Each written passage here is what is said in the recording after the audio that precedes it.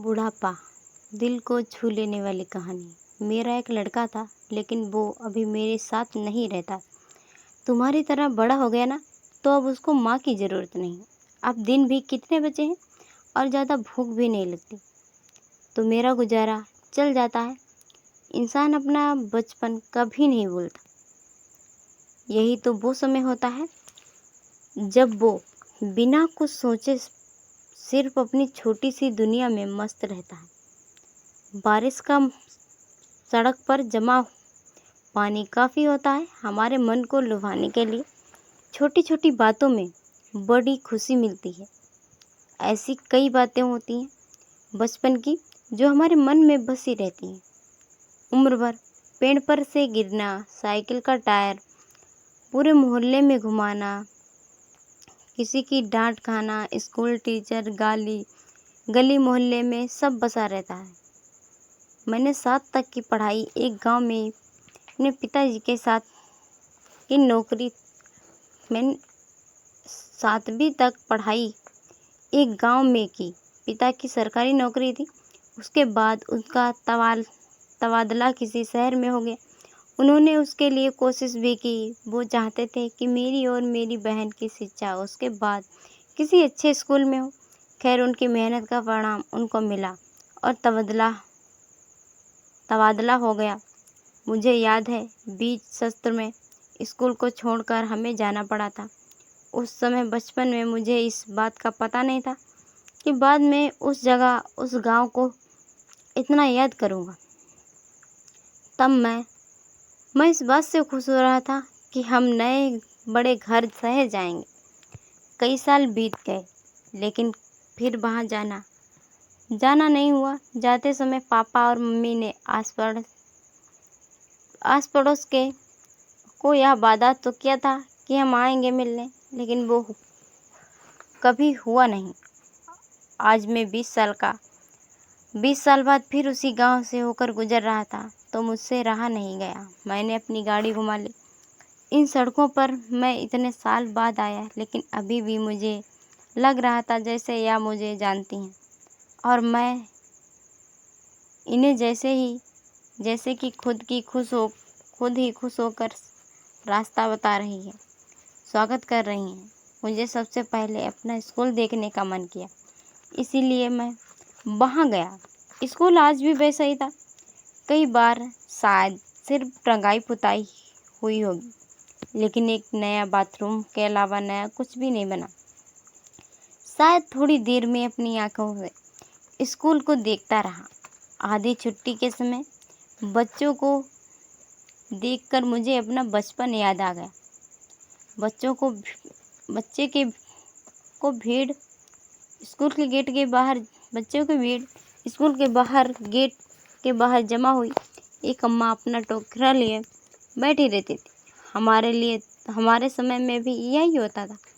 हम लोग भी ऐसे ही जमा हो जाते थे। टोकरी लिए हमारे पास समय पर कोई आता था। टोकरे में खट्टे मीठे बहुत तरह के चीज़ें होती थी। उन्हें यादों को फिर से एक बार जीने के लिए मैंने भी उस अम्मा के टोकरे के से कुछ लेने को सोचा। मैं भी एक बार बच्चा बनकर अम्मा के टोकरे की ओर चला। बच्चों के हाथों के बीच मैंने भी अपना हाथ उस अम्मा की ओर किया। अम्मा ने ऊपर मुँह कर मुझे देखा और पूछा, क्या चाहिए? चेहरे पर झुर्रियाँ आंखों को मींचकर बार बार वो देखती थी। चेहरा मुझे जाना पहचाना लगा। मैंने पहचाना कि यह वही है जो हमारे समय भी आती थी। पहले से ज़्यादा बूढ़ी हो गई, इसीलिए मुझे पहचानने में थोड़ा समय लगा। इतना समय बीत गया, लेकिन आज भी यह उसी स्कूल में के बाहर अपनी टोकरी लिए आती हैं। यह सोचकर मुझे थोड़ा आश्चर्य हुआ।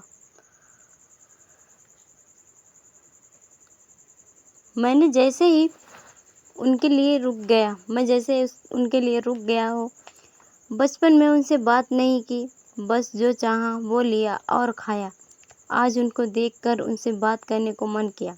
वो मुझे नहीं पहचानती शायद, लेकिन लगता है मैं उन्हें अच्छी तरह से जानता हूँ।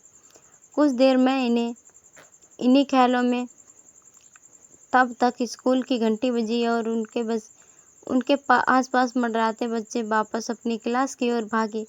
अम्मा भी अपना सामान समेट रही थी। मैंने उनसे कहा, अम्मा आप अभी तक आती हैं, हमारे समय भी आप आती थी। उन्होंने अपनी हिलती गर्दन और झपकती पलकों से मेरी ओर देखा। कान से कम सुनता है। शायद इतना कहने पर भी उन्होंने फिर एक बार मुझसे पूछा, क्या कहा? माफ़ करना, थोड़ा कम सुनाई देता है। मैंने फिर वही बात दोहराई। अम्मा को सुनकर बहुत अच्छा लगा। वह बहुत खुश हुई, मुझसे कहा, खुश रहो बेटा, ऐसे ही तरक्की करते रहो। इतना कहकर उन्होंने मेरे सर पर हाथ रखा। फिर वो अपने काम में लग गईं, सामान समेटने में। मैंने पूछा, अम्मा आप अभी तक आती हैं, आपके घर में कोई और नहीं है? अम्मा बोली, नहीं है बेटा, नहीं, अभी मेरा एक लड़का है, लेकिन वो अभी मेरे साथ नहीं रहता। तुम्हारी तरह बड़ा हो गया ना, तो अब उसको माँ की ज़रूरत नहीं, लेकिन मुझे कोई दिक्कत नहीं। वो खुश रहे बस। मेरे अब दिन ही कितने बचे हैं और ज़्यादा भूख भी नहीं लगती, तो मेरा गुजारा चल जाता है। कभी स्कूल के बाहर, कभी पास के बाज़ार में, जितना होता है करती हूँ और फिर यहाँ आती हूँ तो इन बच्चों को देखती हूँ तो मुझे अच्छा लगता है। अपनी बात खत्म करते ही उन्होंने कहा, अच्छा बेटा, खुश रहो। इतना कहकर वो जाने लगी।